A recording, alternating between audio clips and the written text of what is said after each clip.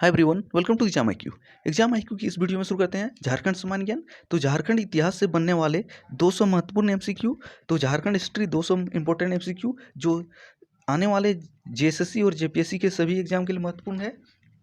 एक Jharkhand history 200 important MCQ का दूसरा पार्ट है। इससे पहले फर्स्ट पार्ट अपलोड हो चुका है, तो नहीं देखें तो देख सकते हैं। इसमें आगे का सवाल अब देखते हैं। तो इस सेट का पहला सवाल क्या है?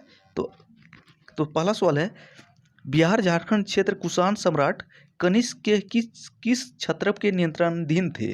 तो बिहार झारखंड के कुषाण सम्राट कनिष्क के कौन से क्षत्रप के नियंत्रण में थे? तो इसका सही आंसर क्या है? ऑप्शन ए, वंशपर नामक क्षत्रप के नियंत्रण में थे। तो ऑप्शन ए सही हो जाएगा। 19वां सवाल क्या था? कुषाण सम्राट कनिष्क के सिक्के झारखंड में किस जिले में प्राप्त हुए हैं? और ये सवाल जेएसएससी में 3 से 4 बार पूछा जा चुका है। तो कुषाण सम्राट कनिष्क के सिक्के झारखंड के किस जिले में प्राप्त हुए हैं? रांची। ऑप्शन ए सही हो जाएगा। रांची में कुषाण के सिक्के मिले हैं। लेकिन अगर एक और सवाल पूछा जाता है, रोमन सिक्के कहाँ मिले हैं? अगर रोमन सिक्के की बात करें तो कहाँ मिला है? सिंहभूम में। तो रोमन सिक्के कहाँ मिला? सिंहभूम में। लेकिन कुषाण के सिक्के या तो कनिष्क के सिक्के रांची में मिला है। दोनों में कंफ्यूज नहीं होना। अगला सवाल क्या है? गुप्त शासक समुद्रगुप्त की प्रयाग प्रस्ती में छोटा नागपुर को क्या कहा गया है? तो गुप्त शासक समुद्रगुप्त की प्रयाग प्रस्थिति में छोटा नागपुर को क्या बोला गया है? तो इसका सही आंसर है मुरुण देश। ऑप्शन ए सही हो जाएगा। तो मुरुण देश बोला गया है। 21वां सवाल देख लेते हैं। गुप्त शासक चंद्रगुप्त द्वितीय विक्रमादित्य के राजकाल में भारत आए चीनी यात्री फाहियान ने झारखंड क्षेत्र को क्या कहा है? तो इसका फाहियान ने झारखंड क्षेत्र के लिए कौन सा शब्द का प्रयोग किया है? तो सिंपल यही सवाल है। तो इसका सही आंसर हो जाएगा कुकुटलाट। तो कुकुटलाट का प्रयोग फाहियान ने किया है, जो किसके शासनकाल में भारत आया था? चंद्रगुप्त द्वितीय के शासनकाल में। और चंद्रगुप्त कौन से वंश के शासक थे? गुप्त वंश के। और पुंडरीक देश का प्रयोग महाभारत में हुआ है। 22वां सवाल क्या है? गुप्त काल में झारखंड क्षेत्र गौड़ शासक के कौन से गौड़ शासक के विस्तृत साम्राज्य का एक भाग था? तो इसका आंसर क्या है? शशांक। तो गुप्त काल में झारखंड क्षेत्र गौड़ के किस शासक के विस्तृत साम्राज्य का एक भाग था? शशांक। और शशांक एक शैव धर्म का कट्टर शैव व्यक्ति धर्म को मानने वाला था। और शशांक वही व्यक्ति है जिन्होंने बोधि वृक्ष को कटवाया था। तो बोधि वृक्ष को कटवाने वाला कौन था? शशांक। अगला सवाल क्या है? गौड़ शासक शशांक 602 से 625 उसका शासनकाल है। तो क्या था? एक कट्टर शैव उपासक, एक बौद्ध उत्पीड़क। तो बिल्कुल सही है। ऑप्शन सी सही हो जाएगा। ए और बी दोनों। यानी कि शशांक जो थे वे एक बौद्ध उत्पीड़क थे, यानी कि बौद्ध धर्म का उत्पीड़न किया था। तो उन्हीं ने बोधि वृक्ष को कटवाया था। इसके अलावा वे शैव धर्म को मानने वाले थे, एक कट्टर शैव उपासक थे। तो ऑप्शन सी इसका सही हो जाएगा। ऑप्शन ए एंड बी दोनों।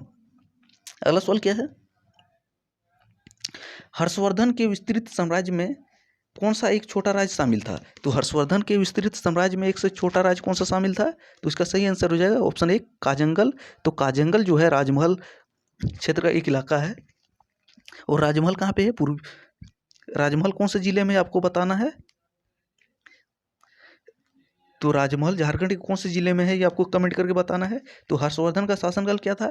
606 से 647 तक। तो उसी के शासनकाल में झारखंड का एक छोटा क्षेत्र काजंगल था, जो राजमहल इलाके में पड़ता है। तो ऑप्शन ए इसका सही है।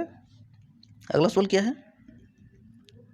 काजंगल राजमहल में हर्षवर्धन एक चीनी यात्री से मिला और बहुत प्रभावित हुआ।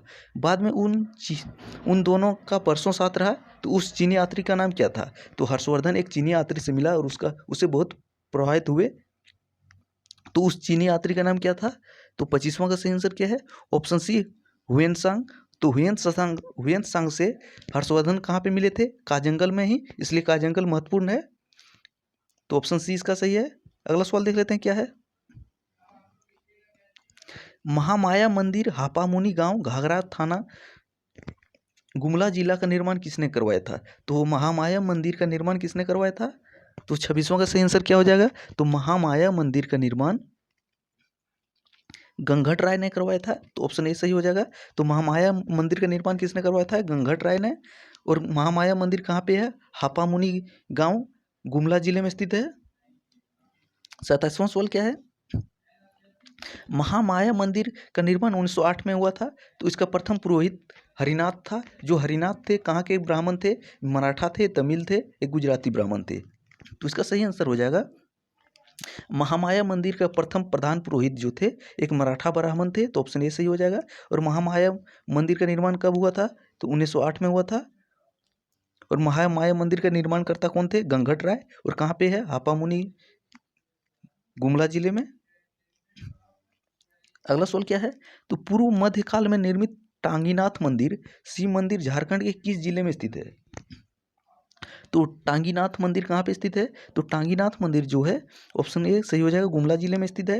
और टांगीनाथ मंदिर में एक फारसा गड़ा हुआ है जो भगवान परशुराम का फारसा माना जाता है। ऐसी मान्यता है कि ये भगवान परशुराम की फारसा है। तो टांगीनाथ मंदिर कहाँ है, गुमला में, जो एक शिव मंदिर स्थित है। अगला सवाल क्या है, 29वां सवाल है, राजरप्पा स्थित छिन्नमस्तिका मंदिर एक है, तांत्रिक पीठ है, विष्णु मंदिर है, बौद्ध स्तूप है या जैन मठ है। तो राजरप्पा में एक छिन्नमस्तिका नामक मंदिर है जो एक तांत्रिक पीठ है। तो ऑप्शन ए सही हो जाएगा। तो तांत्रिक पीठ से संबंधित है राजरप्पा का छिन्नमस्तिका मंदिर।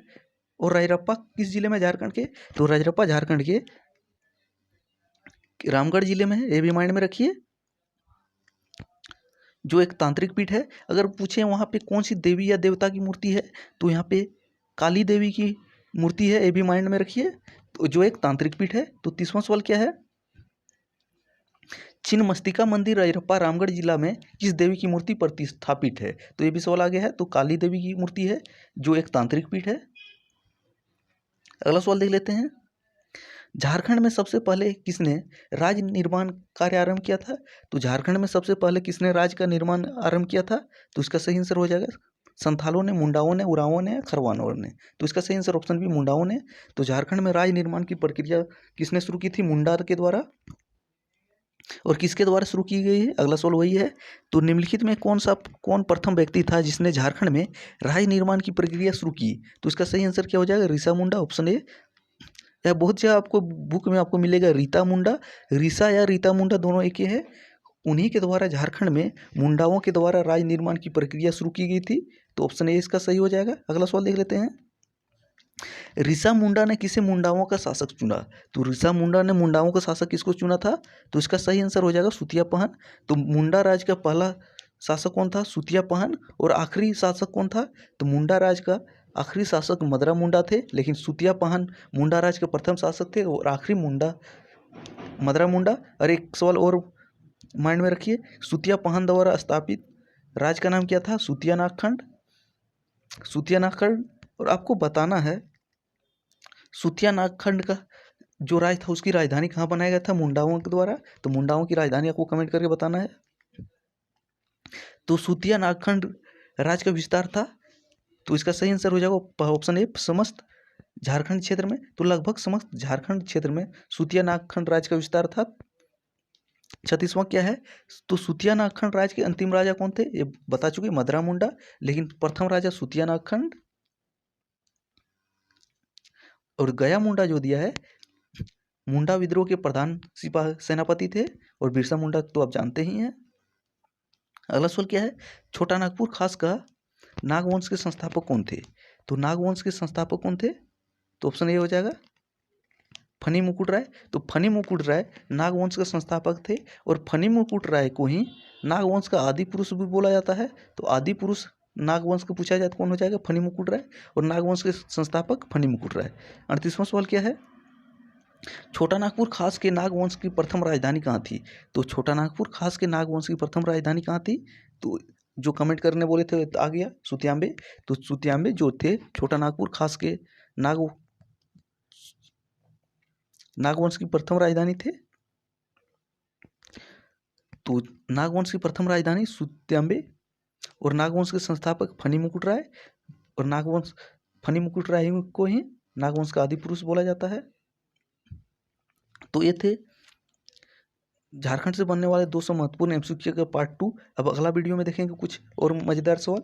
तब तक जय हिंद।